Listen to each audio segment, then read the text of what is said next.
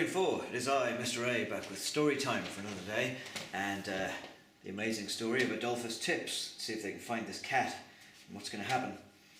Wednesday, January 19th, 1944. I've been planning it for days, working it all out and screwing up my courage to do it, and today I did it. But it didn't work out at all like I'd planned. I'm getting really good at telling lies. I told Mum I just wanted to go out for some fresh air, that I was fed up with being cooped up. I nagged and finally Mum gave in, but only because it was a nice sunshiny day. She wrapped me up as if I was going out to the Arctic, gloves, hat, scarf, coat, the lot, and she told me to keep out of the wind, and I had to promise her I'd be back inside an hour. I promised, with my fingers crossed. It wasn't that difficult to get through the wire. There was no one about to see me. I just wriggled my way through and made off across the field towards home, keeping behind the hedges so that I was always out of sight of Uncle George's house. Home looked so empty and deserted when I got there. No hens scratching anywhere, no geese on the pond.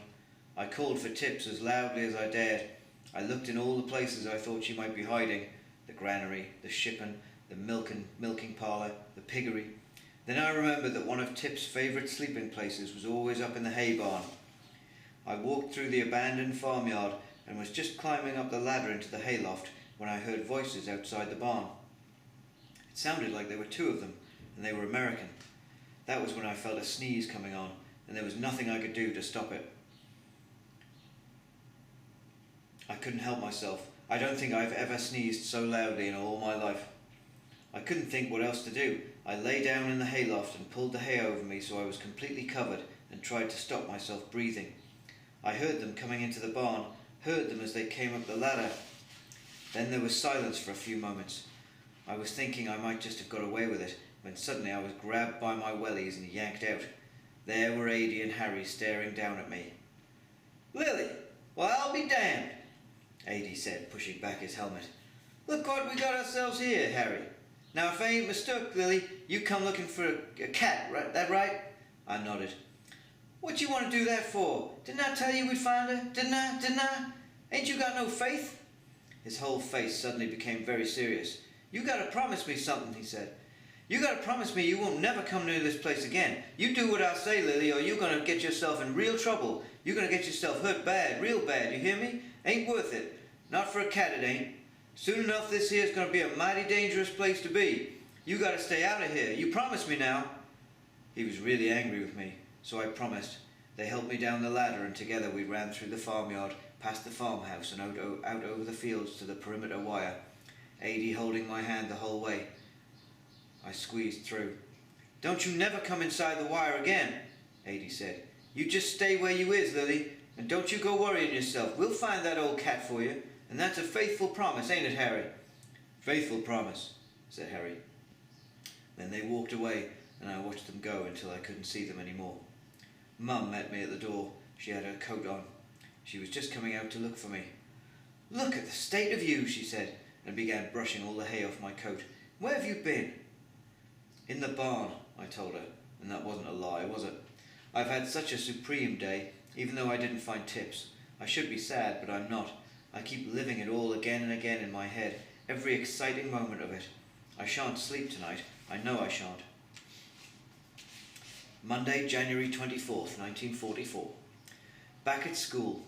Everyone else had been back for a long time, of course, and so they all knew each other and I didn't.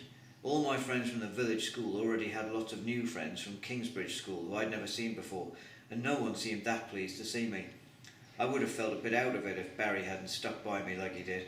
He showed me round too, showed me where to line up, where to hang my coat. It felt a bit strange, a townie showing me round, but I don't think of Barry as a townie anymore, not really. He kept telling everyone about Tips and how I'd been ill, and so as a result everyone was very nice to me in the end. I'm going to make a promise to myself. From now on I'm never going to be nasty to Barry again, even when I get irritated.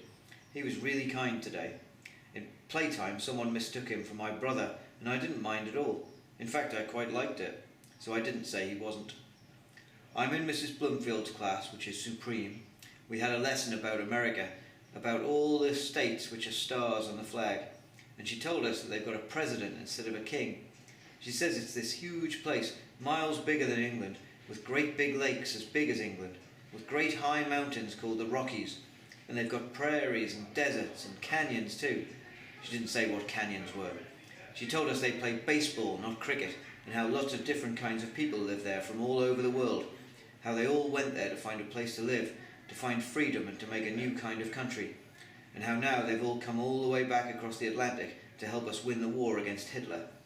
I'd like to go there one day. I'm going to ask Adi more about it when I see him again. I'll ask him what a canyon is too. At tea time, Uncle George came in stamping his boots and told us it was snowing really hard outside. It was too. The sky was full of great heavy flakes that landed on my face and made me close my eyes when I looked up. I caught them on my tongue and let them melt. Then I thought of Tips out there in the cold and the dark, and I started crying. I couldn't help myself. I called and called for her until Mum heard me and fetched me in. She was angry with me for going out until she saw I'd been crying. Then she was nice again. She put me in a hot bath to warm me through, which was lovely, and made me drink a glass of hot milk with honey, which was not lovely at all. It was disgusting. Why can't cows make something nice instead, like lemonade? I've thought of something. If the snow keeps falling like it is, if it doesn't melt, then there'll be footprints, won't there? Maybe tomorrow I could find Tip's paw prints, and if I did, I could follow them and find her. P.S. I've just woken up. Mum's got up and gone milking already. I'm looking out of the window as I write. It's early morning and still quite dark, only it's white all around because of the snow. It looks new and fresh, like the world's just been made.